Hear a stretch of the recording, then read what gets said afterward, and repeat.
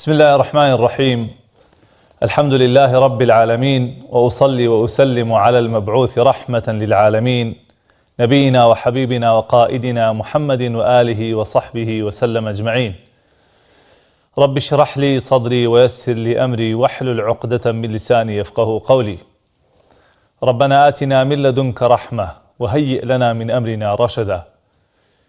بینەرانی بەڕێز و خۆشەویست، خوشکان و برانی ئیماندار، سەلام و ڕەحمەت و بەزەیی و میهرەبانی خوای پەروەردگار بڕژێ بەسەر هەموو لایەکتانە. خۆشحاڵم لە ئەڵقەیەکی نوێی بەرنامەکەتان بە خزمەت ئێوەی بەڕێز و خۆشەویست دەگەمەوە. داواکارم لە خوای پەروەردگار لێمان قبوڵ کات و ئەم بەرنامە بکاتە مای سوود و کەڵک بۆ هەموو خوشک و برایەکی مسلمان. بەڕێزان، لە درێژەی ڕوونکردنەوەی بابەتەکانی زەکات و ئەو یاسا و ئەحکامانەی کە پەیوەندیان بە زەکاتەوە هەیە دێمەوە خزمەت ئێوەی بەڕێز و خۆشەویست. پاشکەمێکی تر ئێوەی بەڕێزیش دەتوانن پرسیارەکانتان ئاڕاستە بکەن. پشتیوان بەخوای تەعالا لە خزمەت ئێوەی بەڕێز و خۆشەویست دەبین. ئەمڕۆ وەلەم ئەڵقەیەدا باس لە زەکاتی ماڵی بازرگانی یەکەین. مەبەستمان لە ماڵی بازرگانی هەموو ئەو شتومەک و کەلوپەلانەیە کە مامەڵەیان پێوە ئەکرێ بە مەبەستی قازانج و دەستکەوتنی پارە. جا ئەو شتە گوازراوە بێت یا ئەوە تا نەگوازراوە بێت. گوازراوە وەکو هەموو ئەو شتانەی کە ئەگوازرێتە، وەکو سیارە و قوماش و پێداویستی کەلوپەل و ناوماڵ و ئەو بابەتانە، و هەروەها نەگوازراوەش وەکو زەوی و خانوو و ئەو بابەتانەی کە بۆ نیشتەجێبوون بەکارهێنرێ. خلاصە مەبەستمان لە ماڵی بازرگانی هەر شتومەکێکە کە کار و کاسبی پێوە بکرێ، بکردرێ و بفرۆشترێ بۆ قازانج و بۆ دەستکەوت و داهات. ئەوانەی کە سۆپەرمارکێت و دوکانی جوملە و شتە فرۆشن لە بازاڕەکانە، قوماش فرۆشەکان، هەر دوکاندارێک، ئەوانی کە سەیدەلیان هەیە، یعنی هەر ئیش و کارێک، هەر شتومەکێک کە کڕین و فرۆشتنی پێوە ئەکرێ بە نیەتی دەستکەوتنی قازانج، ئەوە پێوتێ عروض التجارە، واتە کەلوپەل و کاڵای بازرگانی. لەسەر ڕێی جمهوری عولەما، زۆربەی زۆری زانایانی ئیسلام، زەکات لەناو ئەو جۆرە مامەڵە و ئیش و کارانەدا هەیە، و هەندێک لە زانایان ئیجماعی سەحابە و تابعین نەقڵەکەن لەسەرەوەی کە واجبە ماڵێکە بۆ کڕین و فرۆشتن و قازانج بکردرێ و بفرۆشرێ زەکاتی لێ بدرێ. خوای پەروەردگار لە قورئانی پیرۆزە ئەفەرمێ: یا ئەیها الذین آمنوا ئەنفقوا من طیبات ما کەسەبتم. واتە ئەی ئەوانەی کە ئیماندارن، ئێوە ببەخشن لە پاکترین و چاکترینی ئەوانەی کە بەدەستی ئەهێنن. ما کەسەبتم یعنی ئەوەی کە لە ڕێی بازرگانی و کڕین و فرۆشتنەوە ئێوە چنگتانەکەوێ و دەستانەکەوێ. ئیمامی بوخاریش لە صحیحەکەی خۆیدا لە کتاب الزەکات تا بابێکی هێناوە بەناوی باب و صەدەقەتی الکەسب والتیجارە، واتە زەکاتی تیجارەت و بازرگانی و کەسابەت. و پاشان لە سونەتی پێغەمبەری خوادا صلی الله عليه وسلم چەندین حەدیث لەسەر ئەو بارەوە هاتووە. لەوانە حەدیثەکەی سەموڕەی کوڕی جوندوب کە فەرمێ: کان رسول الله صلى الله عليه وسلم يأمرنا أن نخرج الصدقة مما نعد للبيع. ئەفەرمێ پێغەمبەری خوا صلی الله عليه وسلم فەرمانی پێکردین کە زەکات و زەکات دەربکەین لەو شتومەکانەی کە داماناوە بۆ فرۆشتن، لەو کاڵا و شتانەی کە کڕین و فرۆشتنی پێوەکەین زەکاتی لێ دەربکەین. و لە حەدیثێکی تر هاتووە فەرمێ: فی الئیبلی صەدەقەتها، لە وشترا زەکاتێ بێ زەکات دەربکرێ. و فی الغەنەم صەدەقەتها، مەڕووماڵات ئەوێ زەکاتی خۆی لە دەربکرێ. وفي البز صدقته، هەروەها لە پۆشاک و جلوبەرگیشە ئەبێ زەکات دەربکرێ. هەڵبەتە مەبەست پێ ئەو جلوبەرگەیە و ئەو قوماش و ئەو کاڵایانەیە کە بۆ فرۆشتن دانراون. هەروەها لە ئیبن عومەرەوە ڕیوایەت کراوە کە فەرمێ: لەیسە فی العروض زەکات إلا ما كان للتجارة، کەلوپەل و شتومەک زەکاتی تێدا نییە ئیلا ئەوە نەبێ کە دانراوە بۆ کڕین و فرۆشتن و بۆ قازانج. و لە چەندین سەحابە و تابعین و تابعینی تابعینیش و ئەم بابەتە نەقڵ کراوە.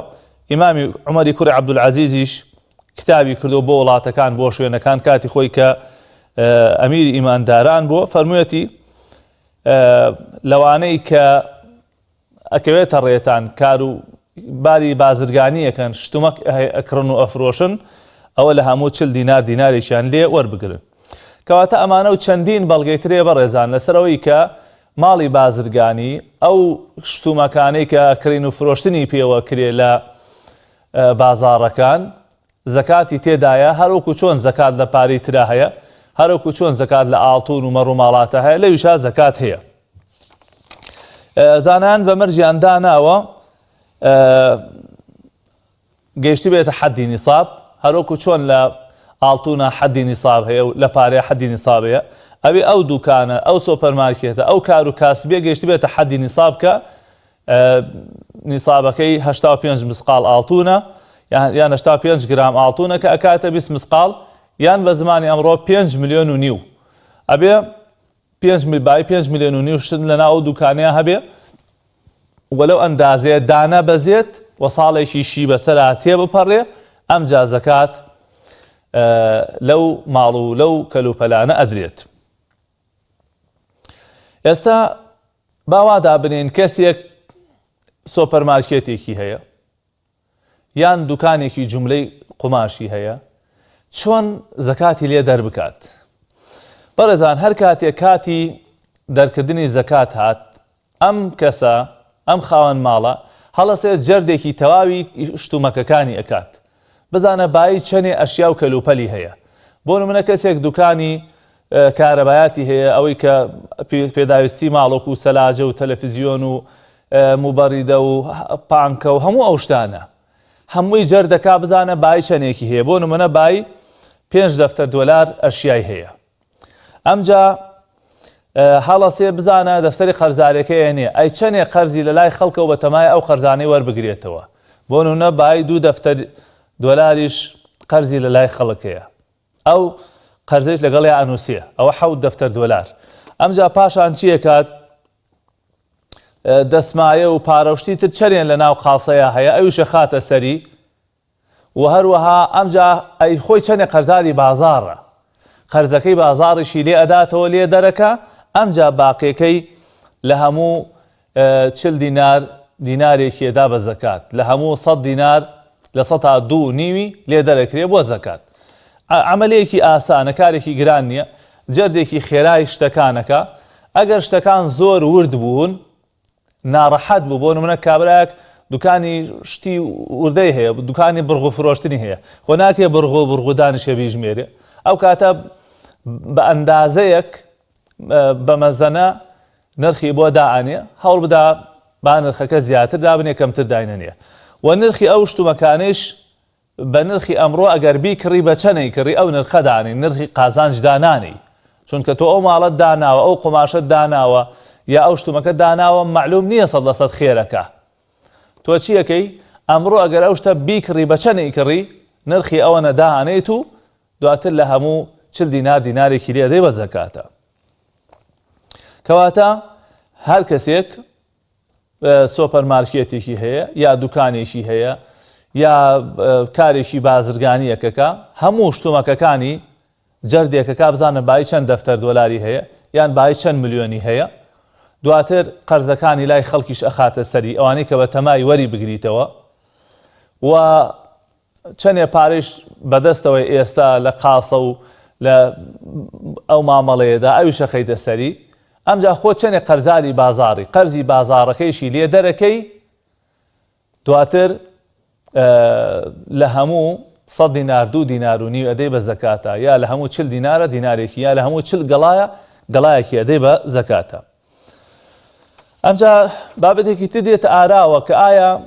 ئەوانەی کە زەکاتی ماڵی بازرگانیە دەن ئایا مەواد و شتومەک بدەن یاخود پارەکەی بدەن بۆ نمونە کابراایەک مەسەلەن ئیشی سەلاجە فرۆشتنە یا ئیشی قوماش فرۆشتنە ئایا کاتێک کە کاتی زەکاتدان هات قوماش بدا بە زەکاتە یا جلوبەرگ بدا بە زەکاتە یا بۆ نمونە دوکانی سەلاجە و تەلەڤیزیۆنەوە بابەتانی هەیە ئەوانە بدا بە زەکاتە یا پارەکەی بدا جمهوری عولەما زۆربەی زۆری زانایان ئەفەرمون واجبە قیمەتەکەی بدات واتە پارەی بدا بزانە لەو دوکانەیە لەو سۆپەرمارکێتەیە لەو مەخزەنەیە لەو ئیشوکاری کە ئەیکات چەندە زەکات واجبە بە پارە بیدا نەک بە شتومەک یعنی بۆ نمونە ئێستا ئەوانەی کە جوملەی برنج و ڕۆن و ئەو شتانیان هەیە پارەکە بدەن بەلای جمهوری عولەماوە پارەکە بدەن وەک باشتر لە ڕۆن و برنج و شەکر و ئەو شتانە یا بۆ نمونە کابرا بڵێ کاکە من دوکان سەلاجەمەیە 4 سەلاجەمەیە بۆ زەکات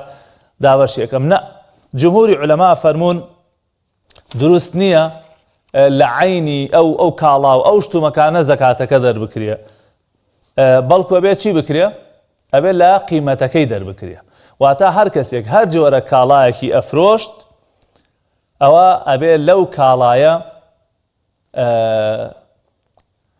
زەکات دەرنەکە بەڵکو لە قیمەتەکەی دەری بکە لەبەرچی بەڕێزان چونکە فەقیر جاری وا هەیە بگرە زۆربەی جار پێویستی بە پارەکەیە ڕەنگە قەرزێکی پێ بداتەوە ڕەنگە عیلاجی نەخۆشیەکی پێ بکە ڕەنگە پێویستیەکی تری زەروری ماڵی هەبێ ئەویان زەڕورتر بێ لەبەرەوە باشتر وایە کە قیمەتەکەی بدرێتێ نەوەک خودی ئەو شتومەکە و ئەو کەلوپەلەی کە کەسێک مامەڵەی پێوەکە و کڕین و فرۆشتنی پێوەکە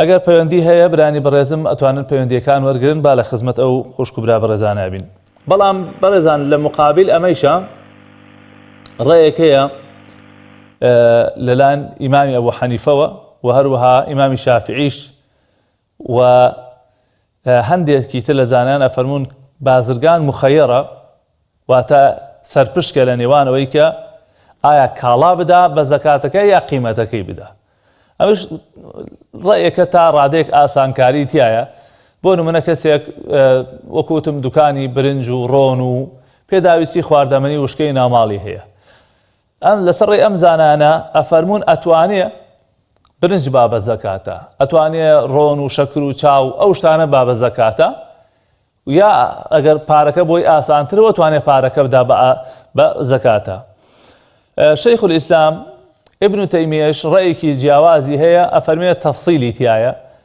کامیان مەسلحەت و بەرژەوەندی ئەو کەسەی تیا بوو کە زەکاتەکەی ئەدرێتێ ئەوە دەربکرێ باشە یعنی بۆ نمونە هەندێک جار ڕەنگە لە شوێنێک وا پێویستکە مەسلحەت لەوەیە بێ ئەو کەسە پێویستی بە خواردن و پێداویستی ناوماڵ بێ ئەوە دەربکرێ باشە هەندێک جار ڕەنگە لە شوێنێک وا پێویست بکە کە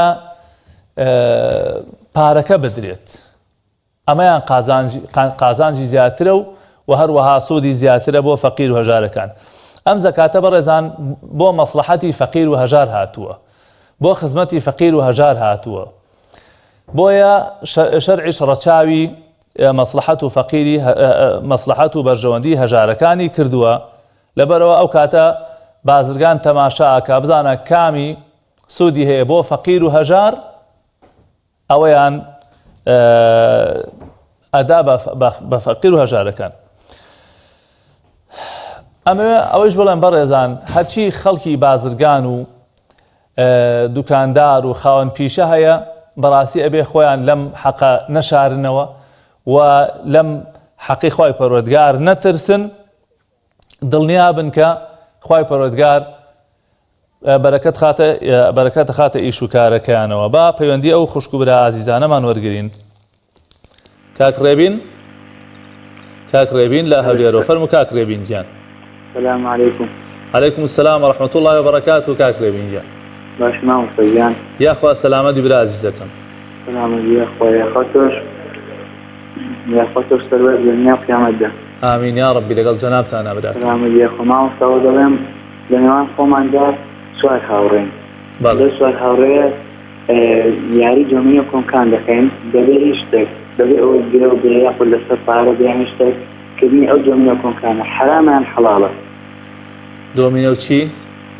دومينو كان بس هاد شاوی شلاو لام تدمو بل هذا بشتار موضوع فوزوش طف خواهی گوره پایدارت که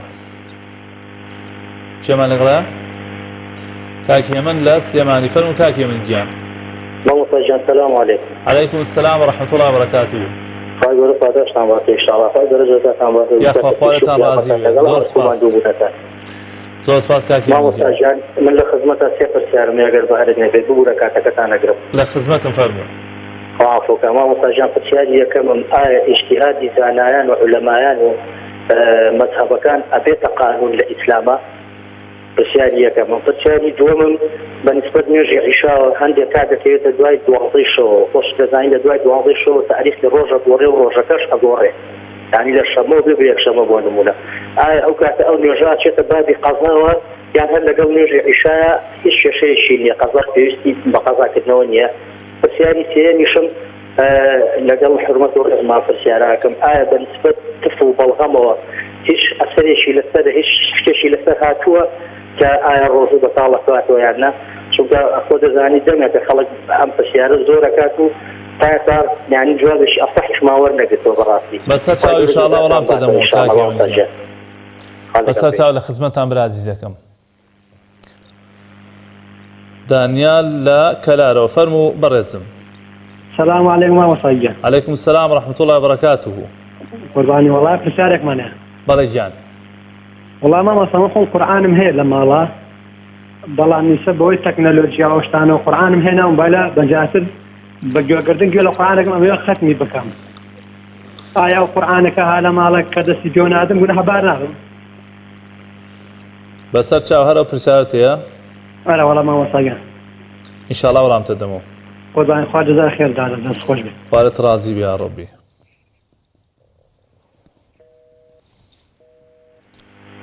باوکی لا فەرموو. السلام عليكم.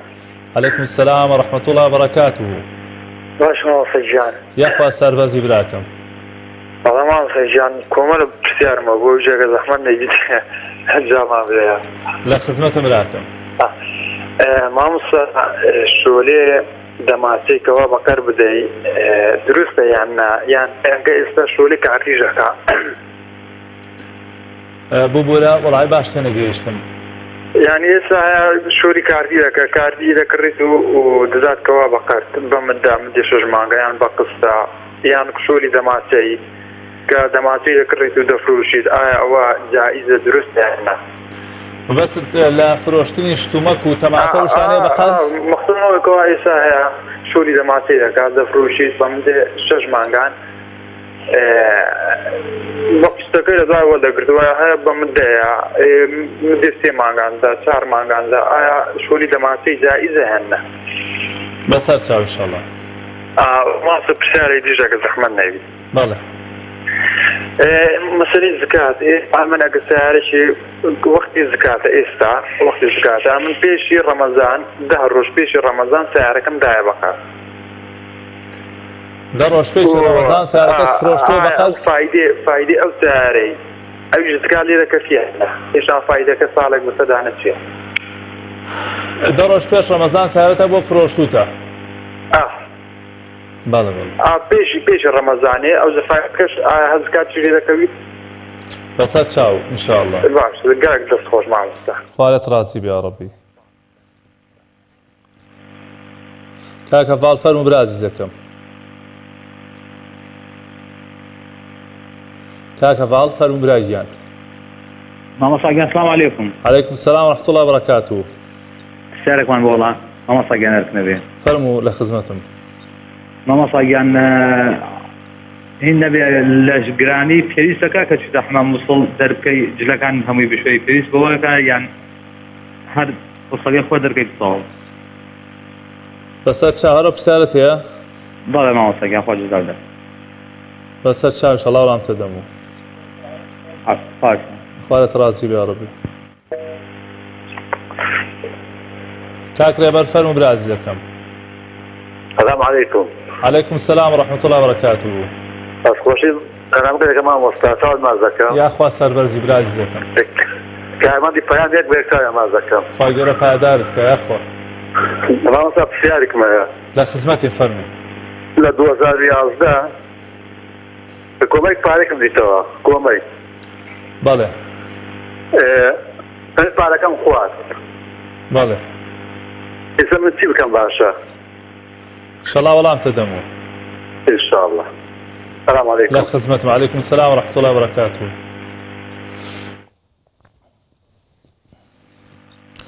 دایکی ئەحمەد لە ناحیە ڕزگاریەوە. فەرموو دایکی ئەحمەد.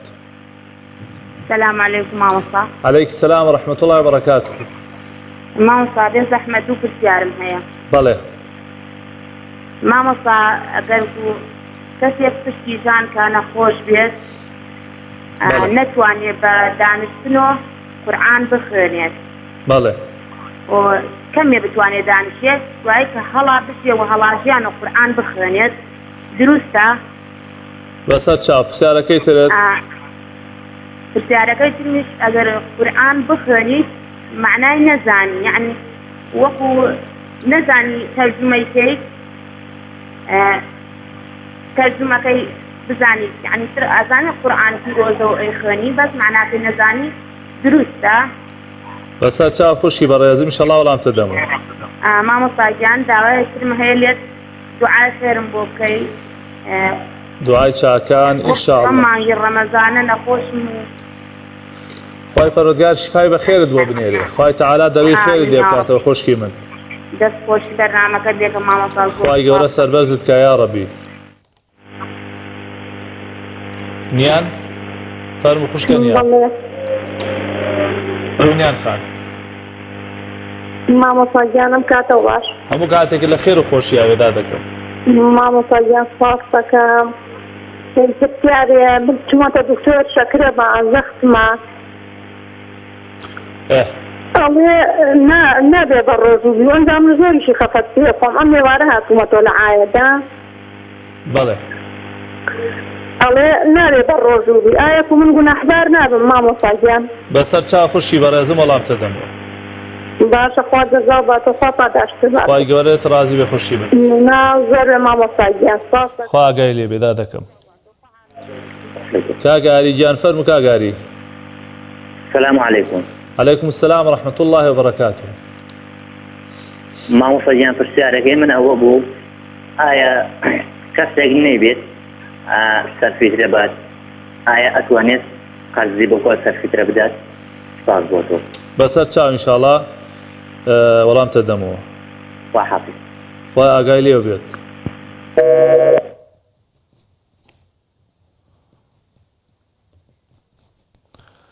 کاک مخلیسمان لەگەڵایە لە دهۆکەوە. فەرموو کاک مخلیس. السلام عليكم. عليكم السلام ورحمة الله وبركاته. سيدة باشي. باشي سيدة گیان. بشتراوزی بسیاری دست خوشی برنامه تاریخم سرکاتی ان شاء الله. خوای گەورە سەرکەوتومان کە هەموو لایەکمان. سيدة من تشيرك كذا لازم توري نقول زكاة يا مانا. کەرەم کە فەرموو. من نقول كذا مروك زكاة أخو تلقريد لو لخو بيجي سن أرجع دكانه كيان تشتكي دانن وجي بوي زكاة دانن وجي أو فاضل دكانه ينزلوش ولی أبي أسبيتين كومباني جرت تشتكي دار جهي تمن بيبو خدي كما خير بو فقيرة يعني دي ما شو نعمل أكيد بيتين بو فقيرة. سيدة گیان. بله. ئەگەر بازێ لەسەر خۆت بمبورە بۆی باشتر لە پرسیارەکە تێبگەم داوای لێبوردنە لێکەم. كتشير من أجاك تسيا. بران هاوکارم بن ئەگەر باش لێ تێنەگەیشتم بە پرسیارەکەی کاک سەیدا مخلیس بە جوانی لێ تێبگەم. سيدة كتشير من أجاك كويك زكاة أخو بيجي كان لو لخو بيجي ناس دكانه كي دانن ودي دكانه شو كده كان فاضل بو فقيرة بيتن. وڵایی باش یان من لێ تێناگەمە سەوتەکە باش ناگاتە لای من. ورثة سيدة بلا كنترول هو الفجأة. بەڵکو برانی کۆنتڕۆل پرسیارەکەم پێ بڵێن ئەتخەمە سەر هەردوو چاوم کاک مخلیس گیان. السلام عليكم وعليكم السلام ورحمة الله وبركاته. دواتر پەیوەندی دواتر کێمان لەگەڵا بوو.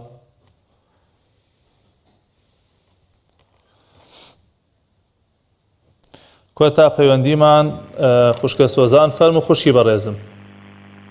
السلام عليكم مامۆستا. عليك السلام ورحمة الله وبركاته.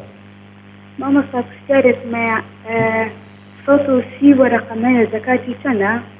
بەسەر چاو ئینشاءڵڵا وەڵامتە دەمەوە. خوا ئاگادارت بێ یا ڕەبی.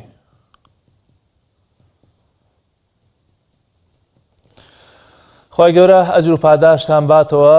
زۆر زۆر سپاسی و خوشک و برا عزیزانەکەن کە پەیوەندیان کرد، ئەوانەی پەیوەندیان نەکرد، ئەوانەی گوێبیستی بەرنامەکەن، ئەوانەی بینەری بەرنامەکەن. خوای پەروەردگار ئەجر و پاداشتی هەموو لایەکتان باتەوە. خۆشەویستانم لە خزمەتان نابین بۆ وەڵامدانەوەی پرسیارە شەرعەکانی ئێوەی بەڕێز و خۆشەویست. کاک ڕێبین لە هەولێر و پرسیارەوەی کرد ئێمە چەند گەنجێکین دانشین دۆمینە و کۆنکاو ئەو شتانەکەین.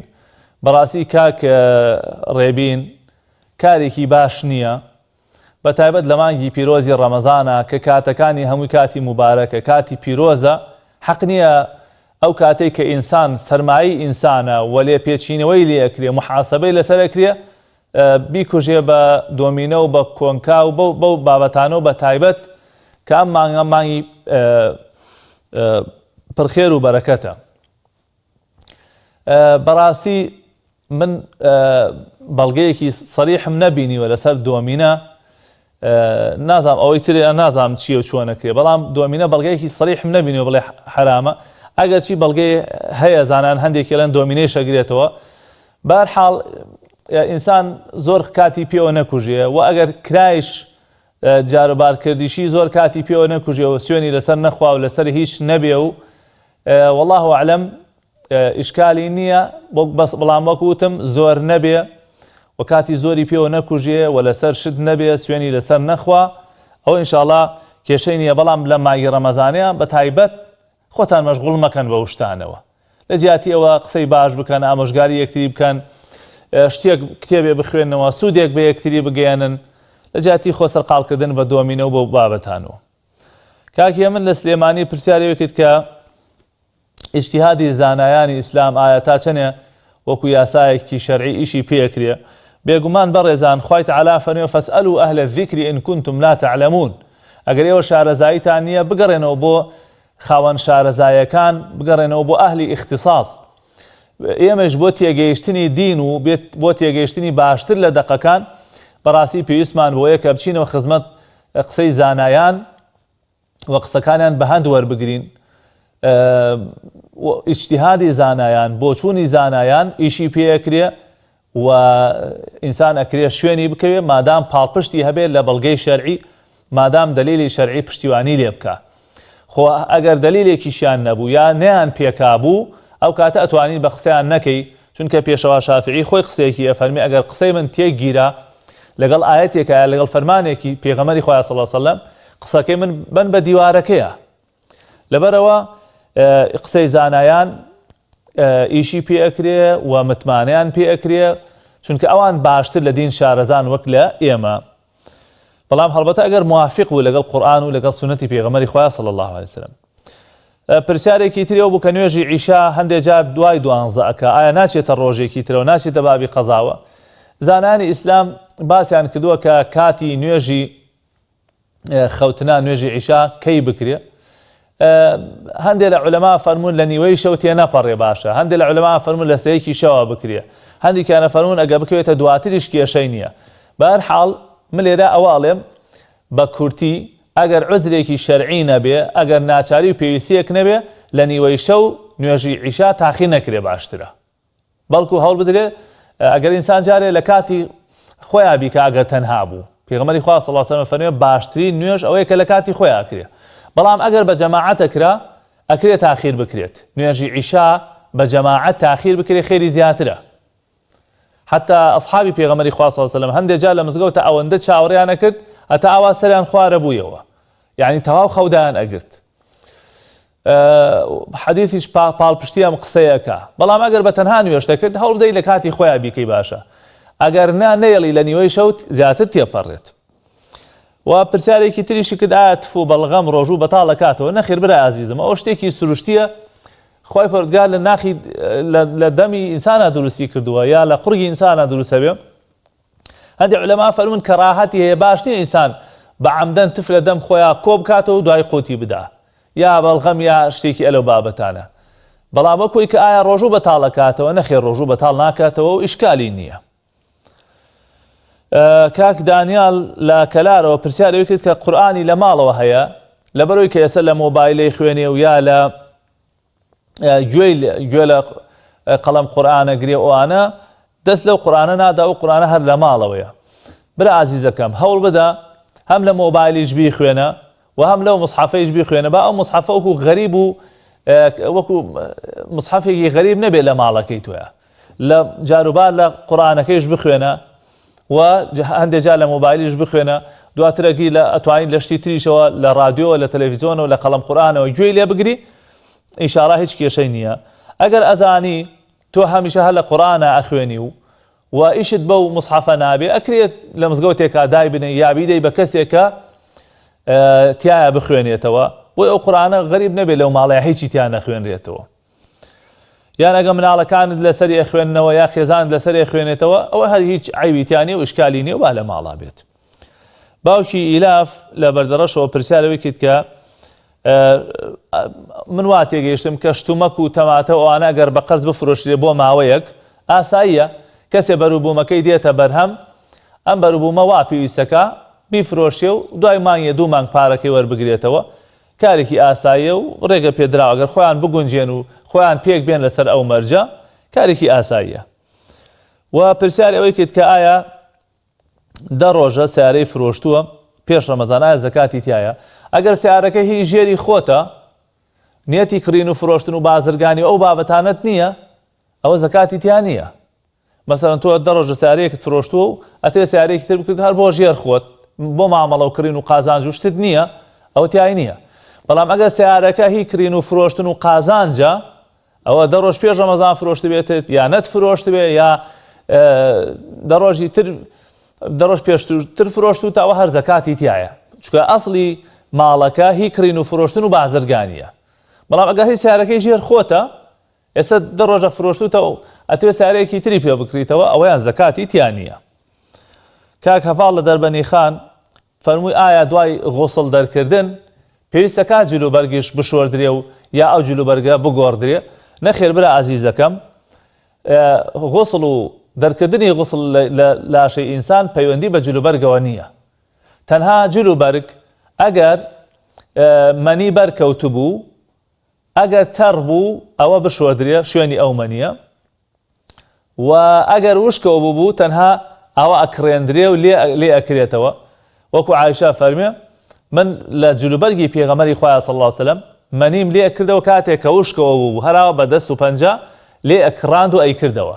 بەڵام خۆ ئەگەر تەڕ بوو ئەو تۆزە شوێنە بشۆردرێ چونکە ئاوی ئینسان پیس نییە و نوێژیە تەنها ئەوەندە هەیە وەثیابەکە فەطەهیر ئینسانە بێت جلوبەرگ و ئەو شتانی کە ئیکاتە بەری خاوێن بێ. ئەگینا مەرج نییە هەر کەسێ خۆی شۆدی یا غوسڵی دەرکرد ئیلا جلوبەرگەکانی بگۆڕێ بەتایبەت کە هیچ بەری نەکەوتووە و پاکە و هیچ ئیشکالێکی شەرعی نییە و پێویست ناکە ئەو جلوبەرگە بگۆڕدرێ. کاک ڕێبەر پرسیاری ئەوەی کرد کە کاتی خۆی پارەی دۆزیوەتەوە و پارەکەی خواردووە ئێستا چی بکە؟ بەڕێزان هەر کەسێ پارەی دۆزیەوە بێ ماوەیەک ئەو پارەیە بانگەوازی بۆ بکە پرسیاری بۆ بکە بەتایبەت لەو جێگەیە کە پارەکەی تێدا دۆزراوەتەوە لەو سنوورانە بانگەوازی بۆ بکە. ئێستا لە رادیۆکانەوە خەڵک بانگەوازەکە ئێستا لە ڕێگەی فەیسبووکەوە کرێ بڵاو بکرێتەوە. بەڵام ئەگەر ئەو کاتانە ئەوە نەبووە ئەو کاتە ئەبوایە بانگەوازت بۆ بکردایە لە خەڵک پرسیارت بکردایە جا ئەگەر خاوەنەکەی دۆزرایەوە ئەوە ئەیدەیتەوە خێر و ئەجر و پاداشێکی دەستەکەوێت. ئەگەر نەدرایەوە ئەتوانی بیکەی بە خێر خێری خاوەنی بەڵام شەرعەن هەر کاتێک خاوەنی پیا بوویەوە ئەتوانێ بڵێ کاکە من خێر ناکەم پارەکەی خۆمەوێتەوە. بەهەرحاڵ ئێستا تۆ خواردووتە ئەو بای ئەو بڕەپارەی کە خواردووتە بیکە بە خێر بۆ خاوەنەکەی.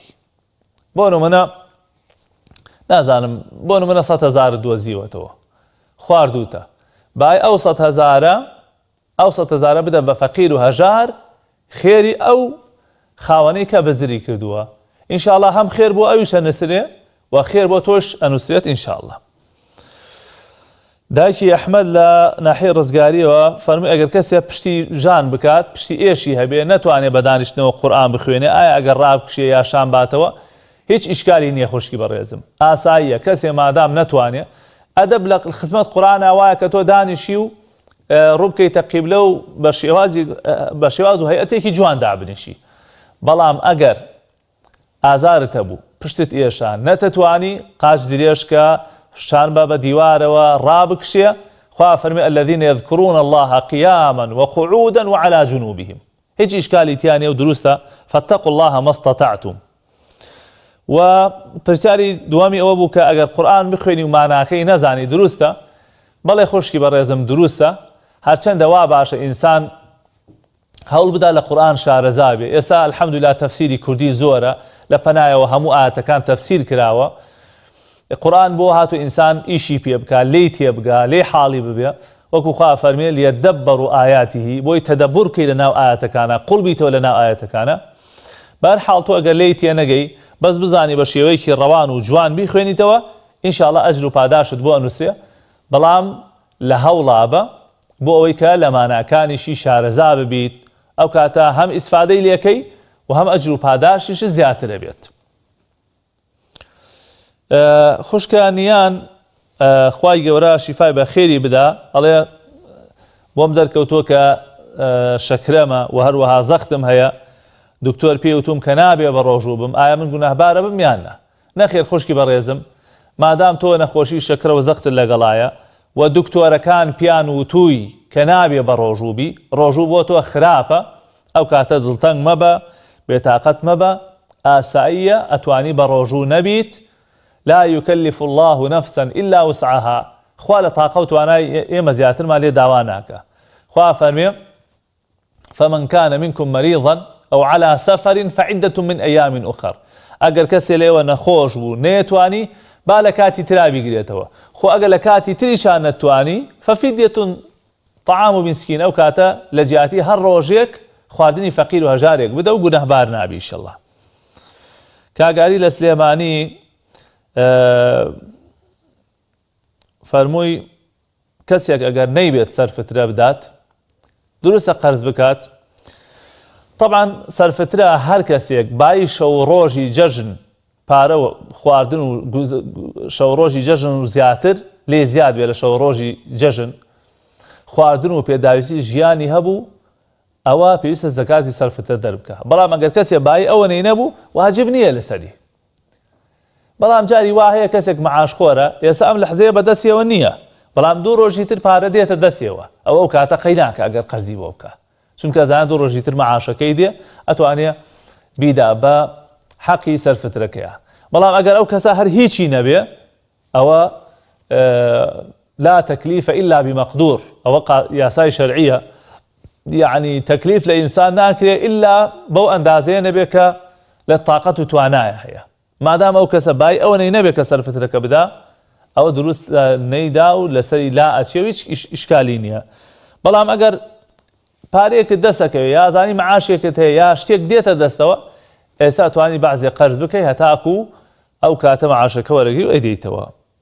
کاک مخلیس زۆر داوای لێبردنەکەم لێرەوە هەتا ماڵی خۆیان کە لە پەیوەندیەکەی حاڵی نەبووم، دیارە ئەو برانش هەر حاڵی نەبوون لە پەیوەندیەکەی، زۆر داوای لێبردنەکەم کاک مخلیس گیان لە کاتێکی ترا ئەکرێ پەیوەندی بکەی بە خۆمەوە لە خزمەتا بمەوەتخەمە سەر ئەو چاوانم. خوشکە سۆزان پرسیاری ئەوەی کرد کە 130 گەڵا چەندێ زەکاتی تایە؟ خوشکی بەڕێزم 130 گەڵا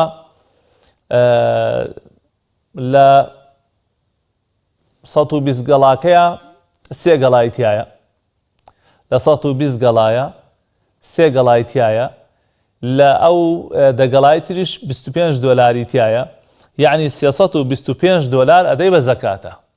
خوای پەروەردگار لێت قبول بکە لە هەموو 40 گەڵا گەڵایەکە، 120 گەڵا 3 گەڵا، دەگەڵاکەی تریشی 25 دۆلارەکە، 325 دۆلار ئەدەی بە زەکاتە و ئینشاءڵڵا خوای پەروەردگار لێت قبولەکە.